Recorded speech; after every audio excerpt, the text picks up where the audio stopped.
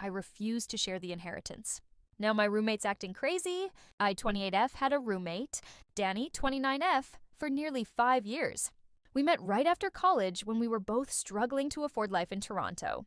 We shared a rundown, 2-bedroom apartment with thin walls and a persistent mildew smell. But we bonded quickly. We were broke, exhausted, and practically glued at the hip. Over time, we became what I thought was a chosen family. Danny didn't have a great relationship with her actual family, and I'd always been closer to my late Uncle Reuben than to my parents, who are basically strangers at this point. Reuben lived alone in a creaky old house in High Park, grew tomatoes in his backyard, and never got on the internet. When I'd visit, he'd make me tea, tell me stories, and insist I take home jars of pickled things. I never opened but always kept out of guilt. Then he passed away last December. I was devastated.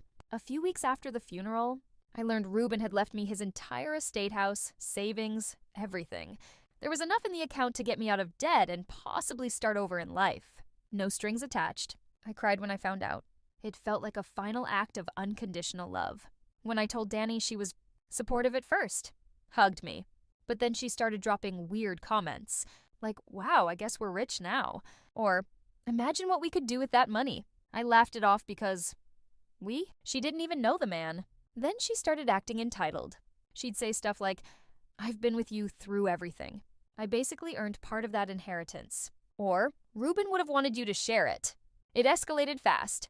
I found her on her laptop, applying to real estate courses for when we buy a rental property together. I sat her down and gently explained, this inheritance is something personal and from my family. It's not a lottery win. It's Reuben's legacy. That didn't go over well. She called me selfish, accused me of forgetting where I came from, said I used her like an emotional support dog and was now tossing her aside the second I had money. She even told mutual friends that I'd abandoned her after getting rich, which made things really awkward. Then she really lost it. Like passive-aggressively Venmo requesting me $72 for 5 years of emotional labor, or blasting breakup songs at full volume while sobbing in the kitchen.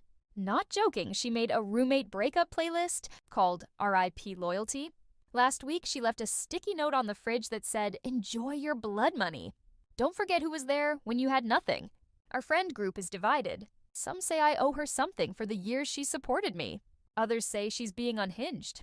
Now I need to know, am I being crazy, or is this whole situation just messed up?